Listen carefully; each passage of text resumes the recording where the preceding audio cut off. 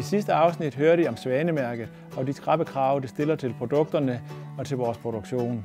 Nu vil jeg tage jer en tur med rundt omkring Hoppe Kids. I kommer med ind bag kulissen og en tur rundt i vores fabrik.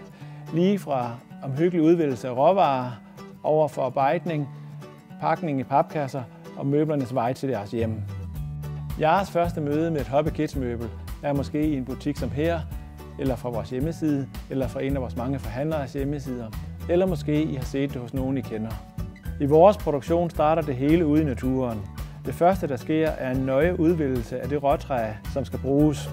Det sker i praksis ved, at vi udvælger leverandører, som kan leve op til vores høje krav om kvalitet og bæredygtighed, samt sikre, at træet kommer fra FSC-certificeret skovdrift, som blandt andet sikrer genplantning af træer og fokus på arbejdernes forhold.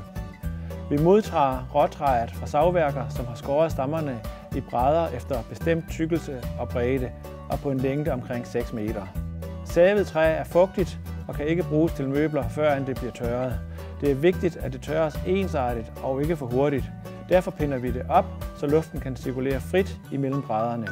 Stakkerne sættes i tørrekammer, hvor sensorer styrer temperatur og luftcirkulation, så tørringen sker helt korrekt. Det tager ca. 7-8 dage at tørre et bræt på 3 cm. Når brædderne kommer ud af tørrekammeret, er det klar til at blive forarbejdet.